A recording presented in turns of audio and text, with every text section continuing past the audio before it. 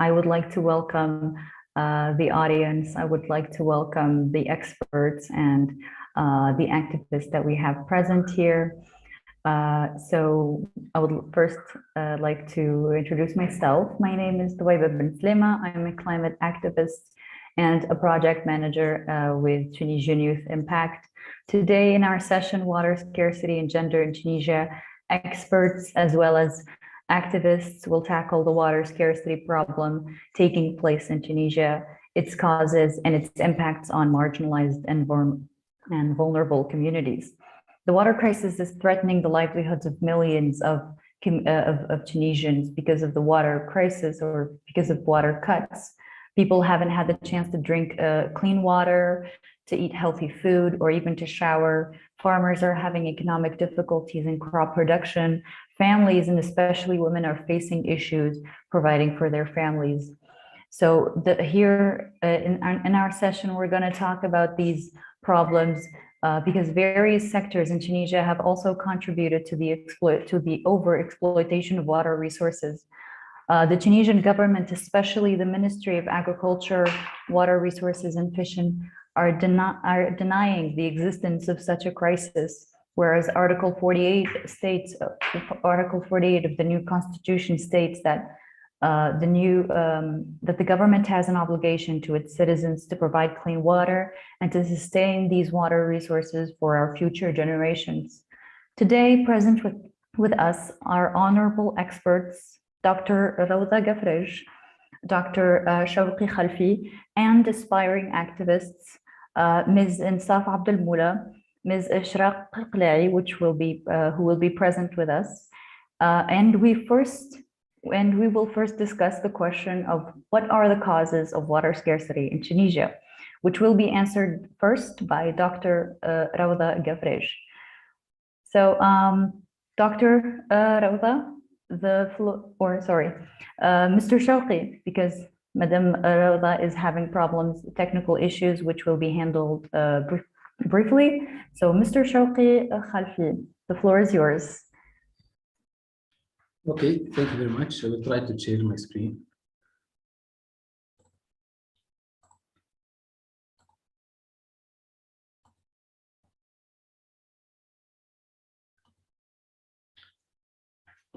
So it's okay? Yes, we can see you and your screen. Okay, thank you very much. I would like to thank you for such opportunity which imply me in such event. I am very glad and hope that we are getting some value, acting value in this critical situation, let's say. Just a moment, please. Check. Okay. I will start this today's session, my presentation in the water scarcity and gender in Tunisia. I'm sorry, Mr. Shawqi, but would you mind please putting your presentation in as a slideshow, diaporama?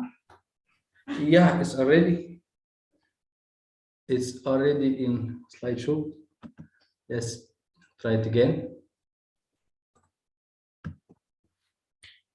Now it's not. Now I will try to put it slideshow. Yeah, it's okay like this. It's okay. It's all good. Okay.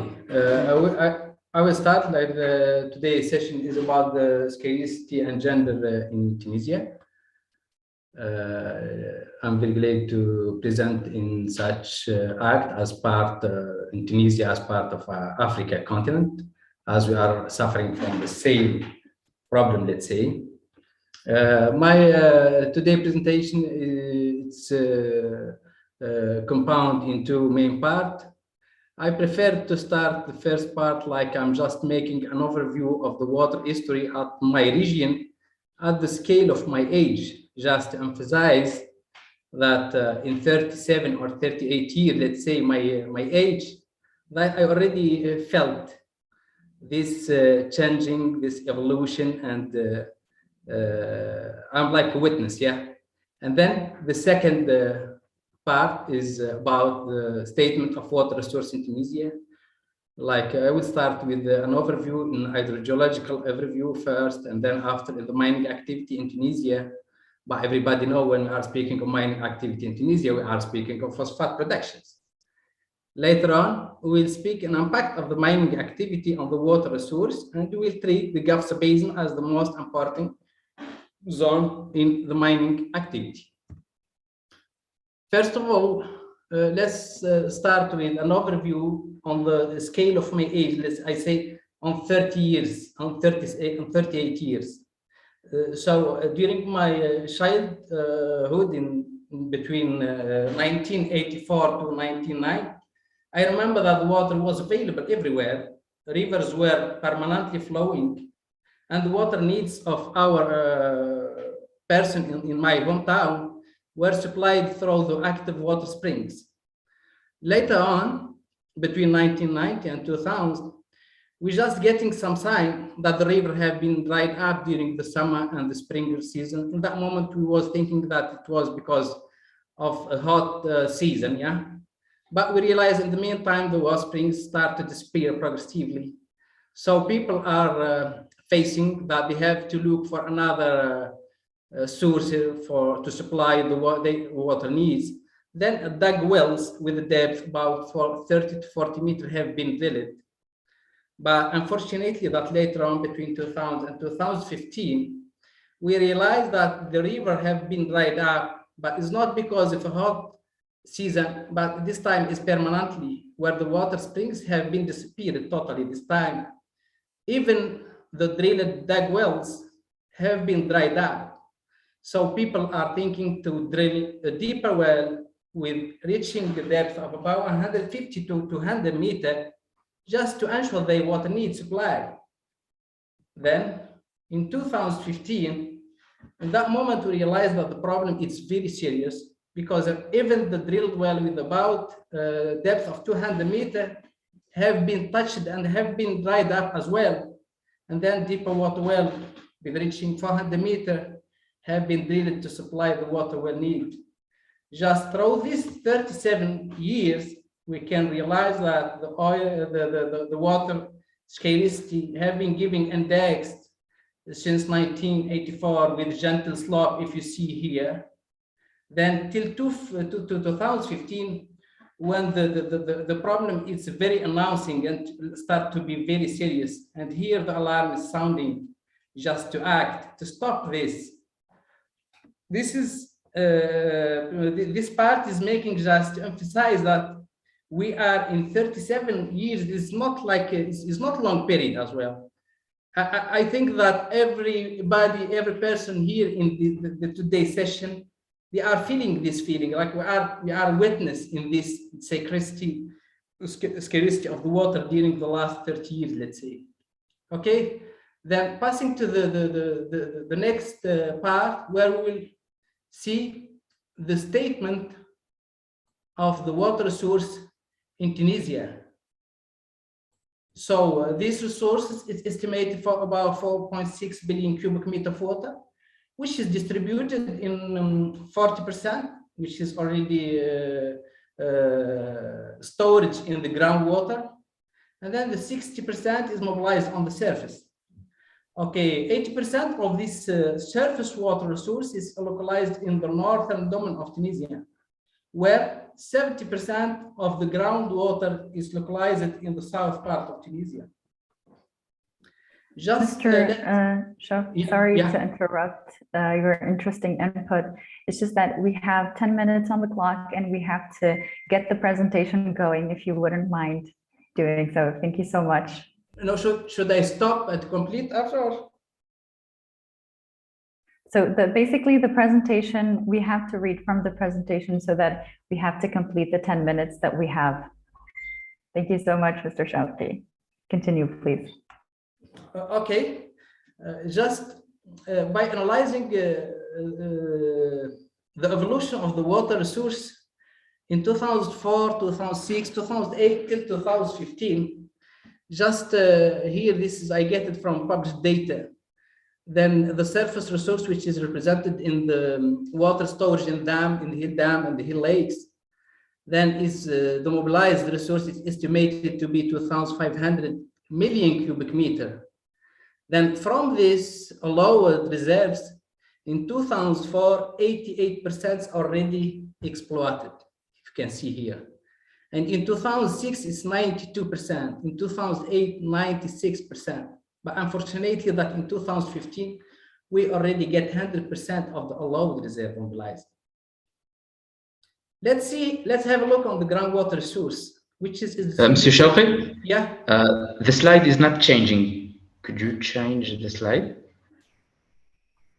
Let me check. Okay. Changing? Yeah, it's changing? No, for now, no. It stopped and let me check first. What about now? Now it's changing, yes. Okay, we'll try it again. Now it's okay? Yeah, you could continue, yes. Yeah, and just making like this is changing or not? Yeah, you can see the groundwater. Now it's resource. changing, yes. Okay. Let's continue. Then have a look on the groundwater resource, which is distributed in the deep groundwater and the shallow groundwater. The allowed or the mobilized volume is estimated for the deep groundwater for 1,429 million cubic meter. Then from this allowed reserve, we already exploit about 79% in 2004, 91% in 2006, and then 93 in 2008. But in 2015, we are exceeding the allowed reserve with 19%, like we are overexploited with 19%. And you can see here it's 190%. And what about the shallow groundwater, which is estimated for 746 million cubic meter?